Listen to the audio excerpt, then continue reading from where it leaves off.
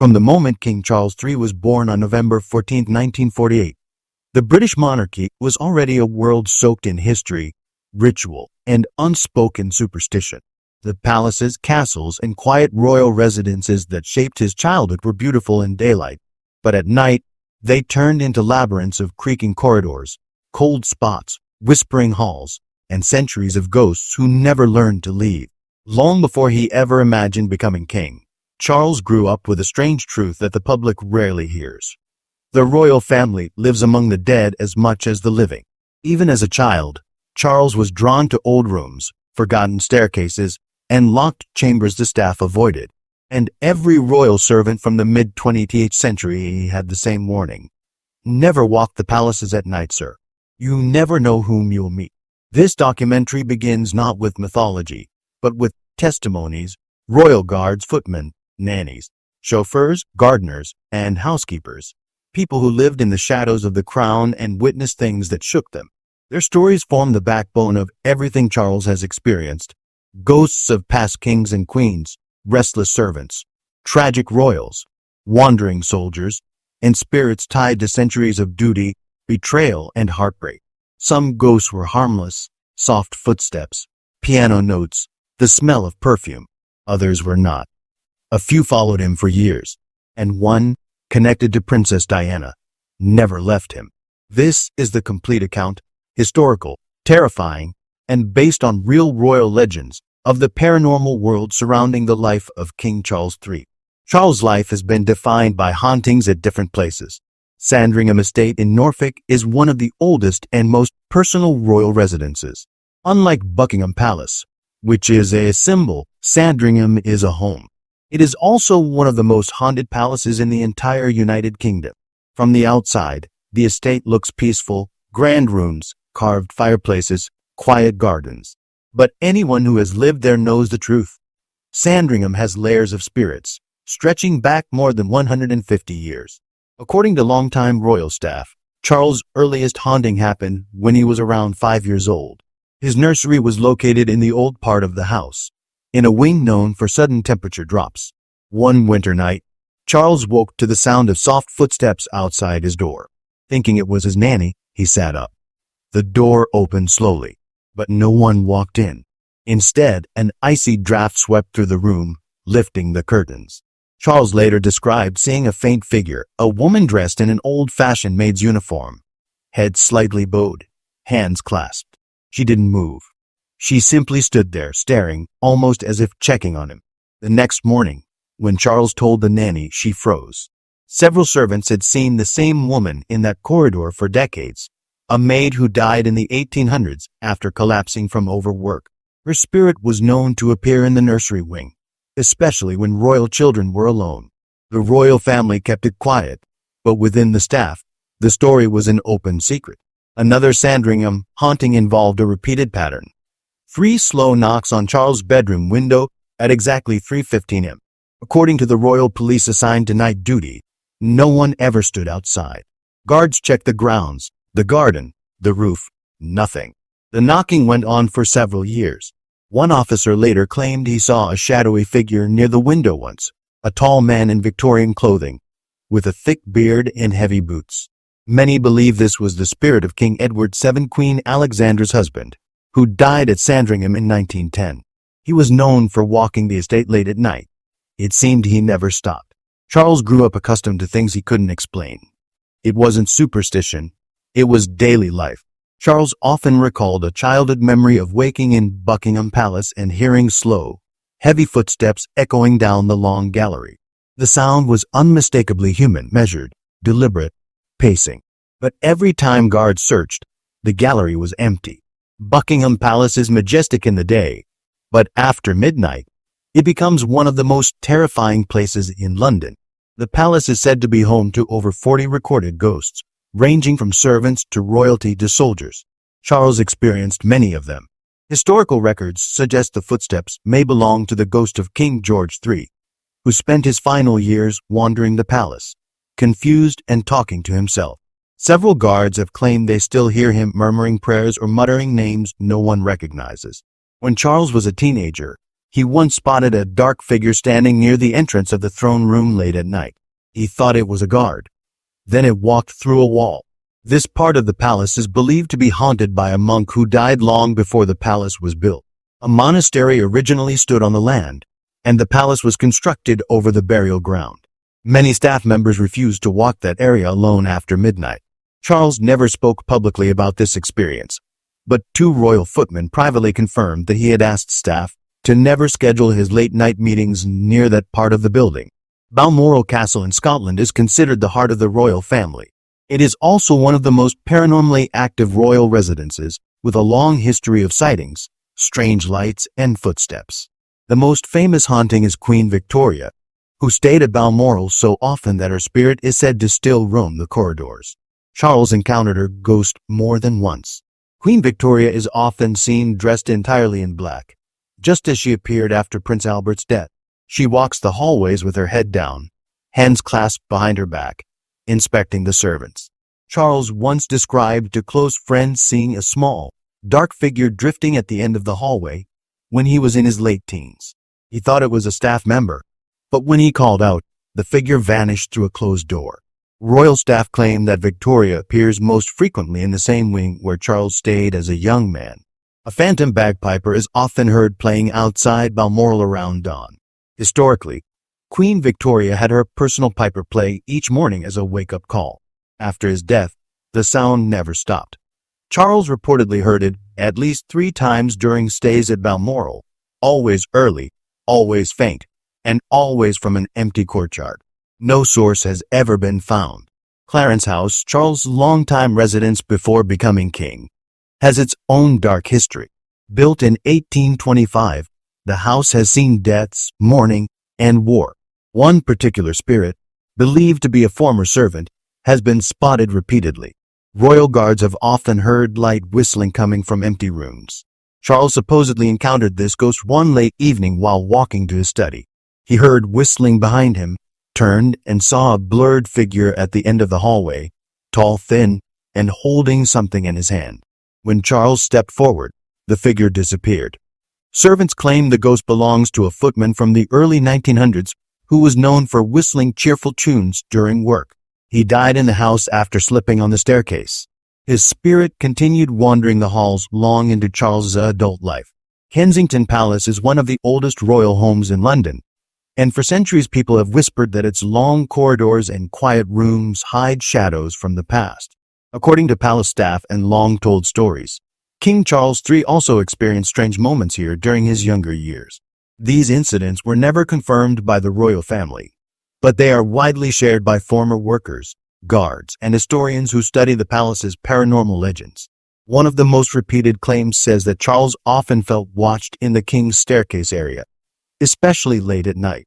Guards said he once paused midway down the stairs because he heard soft footsteps behind him. When he turned around, no one was there, yet a cold breeze rushed past him even though all windows were shut. Staff believed this was the spirit of King George II, who is said to wander that part of the palace. Another incident involved the Queen's Gallery, a quiet room filled with portraits. According to a former attendant, Charles stepped inside one evening and felt the temperature drop suddenly. A portrait of Queen Caroline, wife of King George II, creaked loudly as if someone touched its frame. Charles reportedly asked the guard next to him, "Did you feel that?" before they both noticed the faint scent of old perfume drifting across the room. Windsor Castle is one of the oldest and most haunted royal homes in Britain, and many former workers believe King Charles III had several strange experiences there during different times in his life. None of these moments were officially confirmed by the royal family, but the stories are widely repeated by guards, attendants, and historians of Windsor's ghostly past. One of the most famous claims involves the long walk. According to guards, Charles once felt the strong sense of someone walking beside him during a late evening stroll. When he looked to his left, he saw only darkness, yet he heard slow footsteps matching his pace. Some staff believe this was the spirit of King George III, who is said to appear along the long walk whenever the castle faces difficult times. Once at private royal apartments, where Charles spent time during his youth, staff members said he once stopped suddenly in the hallway after hearing a woman whisper his name. The voice was gentle, almost like a mother calling her child. Some workers believed it was the restless spirit of Queen Elizabeth I, who is often linked to whispered warnings in that part of Windsor. Prince Charles and Lady Diana got married in 1981 in a beautiful royal wedding. They had two sons, Prince William, born on June 21, 1982, and Prince Harry, born on September 15, 1984. After their marriage, Charles and Diana lived in Kensington Palace in London. Sadly, Princess Diana died in a car accident in 1997. Then Prince William was 15, and Prince Harry was 12. They were at Balmoral Castle in Scotland with their father, Prince Charles. After Princess Diana's tragic death in 1997, various paranormal stories began circulating, mostly from individuals outside the royal household, such as mourners, visitors at Kensington Palace, and some staff who worked in her former residence. Princess Diana, the beloved Princess of Wales, remains one of the most famous figures in British history, not only for her compassion and style, but also for the tragic circumstances of her life. Over the years, many palace staff, historians, and royal attendants have shared stories suggesting that her spirit may linger in the places she once lived and loved. Some of these experiences are said to have involved her former husband, King Charles III, who reportedly felt her presence in quiet and mysterious ways. While none of these events have been officially confirmed, they continue to circulate as part of royal ghost stories. One of the most frequently mentioned locations is Kensington Palace, where Diana spent the early years of her marriage with Charles. Staff have claimed that he would sometimes feel an unseen presence following him down the corridors late at night. In particular, the King's Staircase is said to be a place where he sensed soft footsteps behind him. When he turned to look, no one was there, but he reportedly felt a comforting yet sorrowful presence. Some palace workers believe it was Diana's spirit, lingering in the palace she once called home, watching over her family even after her death. Another commonly shared claim comes from Buckingham Palace, where Diana's portraits hang in several rooms. According to palace attendants, Charles has sometimes noticed the faint tilting of these portraits or the flickering of candles when no one is nearby. On some occasions, he reportedly sensed a sudden chill in the rooms, even though the temperature remained normal. Many staff believe these subtle events are connected to Diana's spirit, appearing as a gentle reminder of her life and presence in the palace. At Windsor Castle, where Charles often spent private time, there are claims that he felt Diana's presence during solitary walks or quiet moments. Some guards say they have seen fleeting shadows or heard a soft humming in areas connected to Diana's charitable work and personal visits. Charles is said to have looked toward empty corners, sensing her presence in ways that were calm but poignant, as if her spirit was silently observing him. Stories also extend to the palace gardens, especially areas where Diana enjoyed spending time. According to palace legends, guards and occasional visitors have seen a fleeting figure of a young woman moving gracefully through the hedges. Charles reportedly noticed these movements as well, often pausing to reflect, feeling a mix of nostalgia and sorrow. Staff describe these moments as quiet and gentle, almost like an invisible connection between him and Diana. Some accounts even describe incidents in private royal apartments where Charles stayed. He is said to have felt a light touch on his shoulder or the faint sound of a whisper calling his name, with no one present. The staff believed it was Diana's spirit, offering a quiet presence in spaces she once occupied, a subtle reminder of her life and the bond they shared. Other reports mention faint scents of her perfume lingering in hallways or rooms, even long after she passed away. While none of these hauntings can be verified, they are widely shared in royal folklore and stories passed down by staff. Many believe Diana's spirit remains near the places she loved most, especially Kensington Palace, Buckingham Palace, and Windsor Castle, maintaining a protective, gentle, and sometimes sorrowful presence. King Charles III, who spent so much of his life alongside her, is said to have felt these moments more than anyone else, quietly acknowledging them in ways that remain private and mysterious. Even decades after her tragic death, Diana's presence is said to linger, reminding the world of her life, her kindness, and the unexplainable, haunting connections she may still have with the royal family. These stories create an aura of mystery around both Diana and Charles, blending royal history with whispers of the unexplained, ensuring that the memory of the Princess of Wales continues to live on in both history and legend. After Queen Elizabeth passed away in 2022, King Charles began to feel very lonely and emotional, but soon, he started to sense that his mother is still with him, watching over and guiding him. Many say he often feels her peaceful presence around him in quiet moments. King Charles III was the first to experience something unusual. Late one night, while studying old documents in his private room, he felt a sudden drop in temperature. Then he heard a gentle cough, the same soft cough he knew from his mother. He looked around quickly but found no one. The shadows on the walls moved as if someone invisible had walked past. Charles sat still, his heart racing, realizing the sound was too familiar to ignore. Not long after, palace staff noticed lights turning on by themselves in rooms that had been locked for days. One guard reported seeing the Queen's corgi dogs staring into corners, wagging their tails as if greeting someone. Their behavior frightened everyone. Animals sense what humans cannot. At Balmoral Castle, Charles had one of his strongest encounters. Balmoral was the Queen's favorite place, and it held her happiest memories. Charles stayed there shortly after becoming king, hoping for peace, but instead he found something else. He awoke around 3 a.m. to the sound of gentle knocking on his door.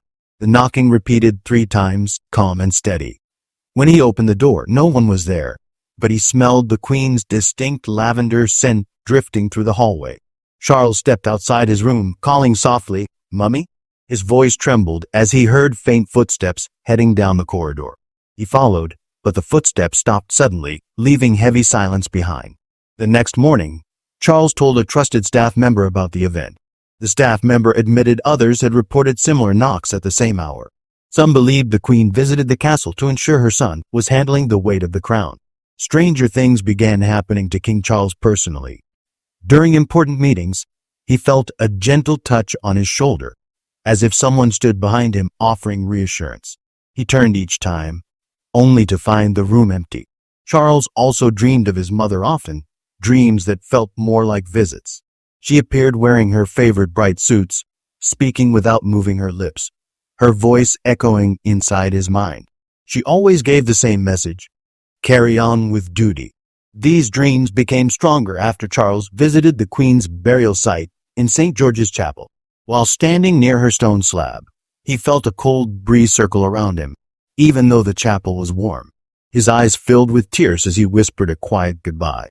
But as he turned to leave, he heard footsteps behind him, slow, soft, familiar. When he looked back, no one was there, only the silent glow of candles flickering gently, as if touched by a hidden hand. Charles accepted these hauntings as part of his new reality. His mother had been a guiding force in life. Now she guided him in spirit. Every sound, every flicker, every scent of lavender reminded him of her strength and love. Even today, the royal residences remain active with her presence. Visitors report chills, whispers, faint shadows moving with purpose. Those who knew the Queen believe she still walks the halls, ensuring the monarchy stays steady and strong. And King Charles, though burdened with responsibility, finds comfort in the belief that his mother continues to walk beside him, unseen, unheard by many, but always watching. Her spirit remains the silent guardian of the crown,